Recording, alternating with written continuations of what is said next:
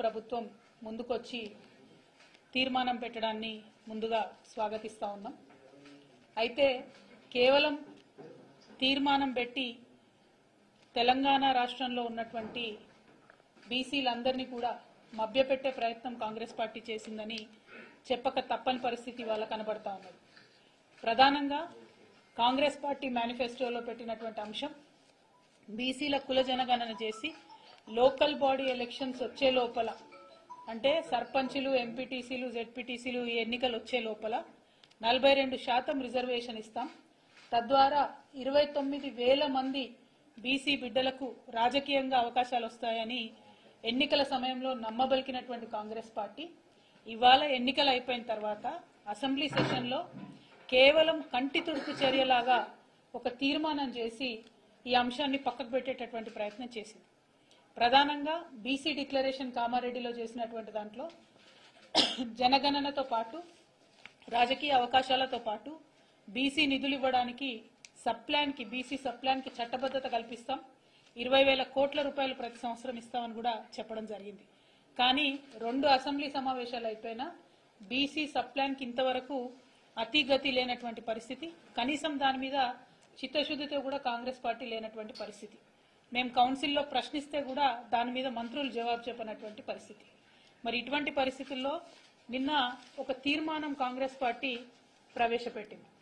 ఈ బీసీల కోసం ప్రవేశపెట్టినటువంటి తీర్మానంలో ఎప్పటి వరకు చేస్తారు, ఎప్పుడు కులగన్న మొదలు పెడతారు, ఏ సంస్థ ద్వారా చేపిస్తారు, దీనికి బడ్జెట్లో పెట్టినటువంటి డబ్బులేంటి, ఎన్ని రోజుల్లోపు పూర్తి చేస్తారు, ఈ కుల జనగణన చేయడం ద్వారా ఏం సాధిస్తారు, మీ లక్ష్యాలేంటి, ఇవేమి చెప్పకుండా కేవలం కంటి తుడుపు చర్యలాగా, మభ్యపెట్టే చర్యలాగా మేం కులగణన చేయబోతా ఉన్నాము, బీసీలదే కాదు మొత్తం 50 మందిది గణన చేయబోతా ఉన్నాము అని ఒక తలా తోకా లేనటువంటి రెజల్యూషన్ ని నిన్న అసెంబ్లీలో పాస్ చేయడాన్ని భారత్ జాగృతి తరఫున మేము తీవ్రంగా మా యొక్క నిరసన వ్యక్తం చేస్తా ఉన్నాం.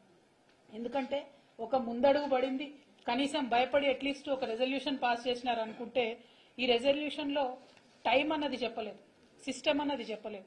చెప్పకుండా ఎట్లా చేస్తారన్నటువంటిది ప్రభుత్వమే మరి బీసీలకు, తెలంగాణ బీసీలకు జవాబు ఇవ్వాల్సినటువంటి పరిస్థితి. కొన్ని రాష్ట్రాలలో, బీహార్లో, కర్ణాటకలో, అదేవిధంగా మన ఆంధ్రప్రదేశ్లో, పక్క రాష్ట్రమైనటువంటి ఆంధ్రప్రదేశ్లో బాజాప్తా అసెంబ్లీలో బిల్లు పెట్టి పాస్ చేసి దానికి డబ్బులు ఇచ్చి ఆ కమిటీలలో కుల జనగణన చేసేటటువంటి కమిటీలో ఎన్ని డిపార్ట్మెంట్కి సంబంధించినటువంటి ఆఫీసర్లు ఉంటారనేటటువంటిది ఒక పట్టిక ఇచ్చి ఎంత సమయంలో చేస్తామనేటటువంటి ఒక కమిట్మెంట్ ఇచ్చి పూర్తి చేసినటువంటి దాఖలా మనం చూస్తా ఉన్నాం. బీహార్లో కుల జనగణన చేసిన తర్వాత 75% వాళ్ళు రిజర్వేషన్లు పెంచుకోవడం జరిగింది.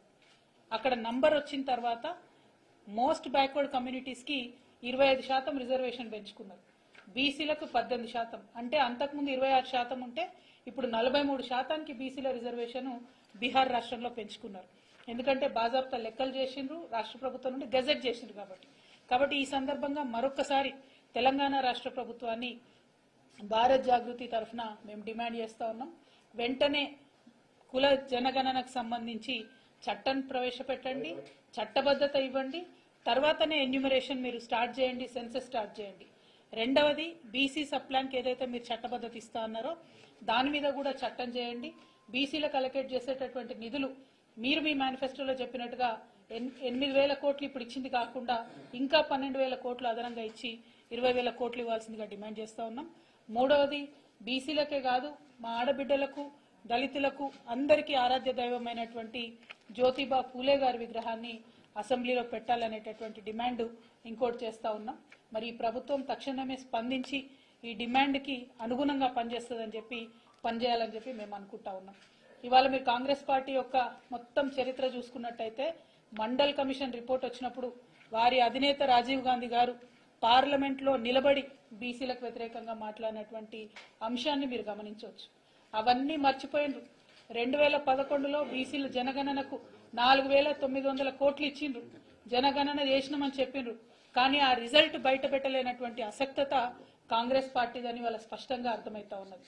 మరి 2011లో రిజల్ట్స్ బయట పెట్టకుండా మర్చిపోయినంటే మళ్ళా ఇప్పుడు కొత్తగా రాహుల్ గాంధీ గారు వచ్చి బీసీలకు న్యాయం జరగాలి, ఓబీసీ జనగణన జరగాలి అని చెప్పి బీజేపీ ప్రభుత్వం మీద ఆయన మాట్లాడుతూ ఉన్నారు. అంటే కన్వీనియంట్ పాలిటిక్స్, కన్వీనియన్స్ కోసం ఆనాడు 2011లో మర్చిపోయినరు, ఇవాళ మాత్రం మాట్లాడుతున్నటువంటి సందర్భం. అదే మాలాంటి వాళ్ళని ప్రశ్నిస్తే, మాలాంటి వాళ్ళకు మీరు పెట్టినటువంటి మేనిఫెస్టోలో ఎందుకు అమలు చేయరంటే మీకు ఇప్పుడే గుర్తొచ్చిండ్రు ఆ బీసీలను మమ్మల్ని ప్రశ్నిస్తున్నారు.